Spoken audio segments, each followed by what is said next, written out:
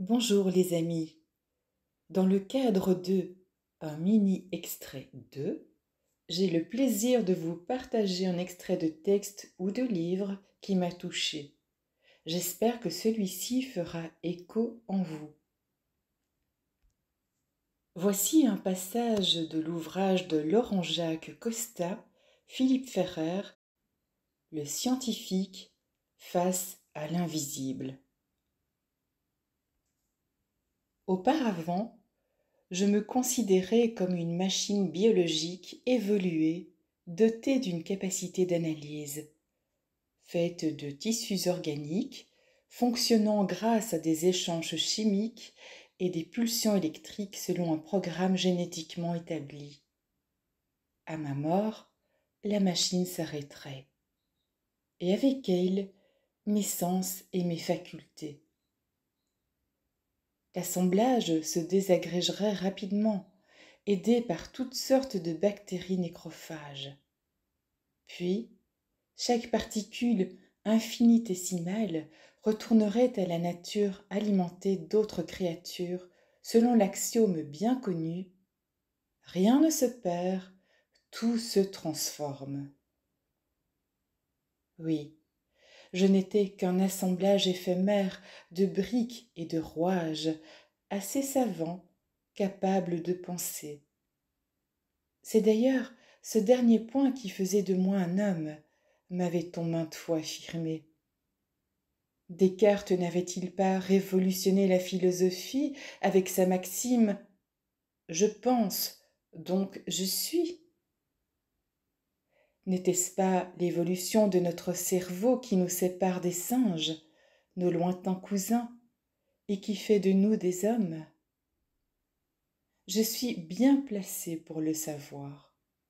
Moi qui pourrais discourir pendant des heures sur l'évolution des hominidés et de leurs méninges au cours des 3 derniers millions d'années. Quel outil merveilleux que ce cerveau, quand on y songe. Quel organe fantastique, capable de percevoir l'environnement, de gérer l'ensemble du corps, muscles, paramètres, sensations, d'organiser la pensée et même de la produire. Il serait apparu au cours de l'évolution de la vie terrestre, se serait développé jusqu'à nous hisser, nous les êtres humains, au sommet de la hiérarchie des formes de vie. Pour mes professeurs, cela ne faisait aucun doute.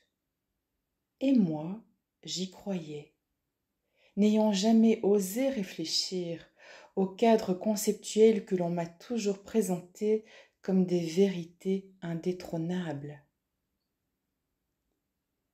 Oui, je n'eus pas conscience sur le moment de la portée de cet entretien, ni de ceux des autres d'ailleurs.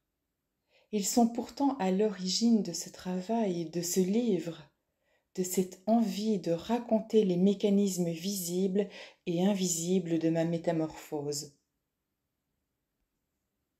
La libellule prend son envol, avait joliment dit Philippe. Osons alors battre des ailes. Risquons-nous un instant à changer de paradigme, simplement pour essayer, pour voir si cela offre plus de cohérence, une meilleure compréhension des choses.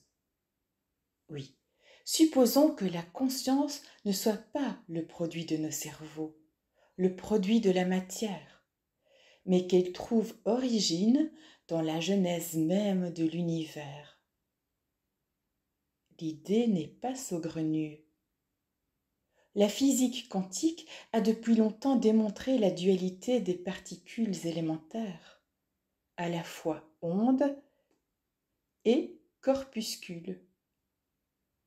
Il ne serait pas illogique alors de penser que matière et conscience puissent être les deux manifestations d'une même entité, que toutes deux forment un couple indissociable. Et si tel est le cas, si la matière est réellement couplée à une énergie immatérielle, il ne serait pas illogique non plus de stipuler que c'est cette énergie qui l'organise. Ainsi, la conscience serait une vibration et la matière, une forme de cristallisation semblable au photon qui est le grain de la lumière. Voilà donc notre hypothèse, celle que l'on érige en postulat de départ, en écartant l'idée jamais vérifiée que tout découlerait d'une matière originelle. Quelles seraient alors ses implications ? La théorie du Big Bang n'en serait pas affectée. Les deux aspects de cette entité originelle auraient jailli ensemble parce que inséparables depuis un point au-delà du temps et de l'espace. En se manifestant, l'onde ouvre l'espace et le temps, érigeant le cadre dimensionnel dans lequel la matière prend forme. L'univers se donne à voir. Ceux qui n'observent que les grains en mouvement ne peuvent alors que constater l'incroyable harmonie qui règne. Comment pourrait-il en être autrement, puisque ces objets ne sont que la partie visible d'une vibration ? Il n'y a pas de hasard dans les constantes de l'univers qui se développent sous leurs yeux. Tout n'est que le reflet d'une même et unique chose, une chose qui ne se situe pas dans notre espace-temps, mais qui le crée en jaillissant à la manière d'un faisceau lumineux.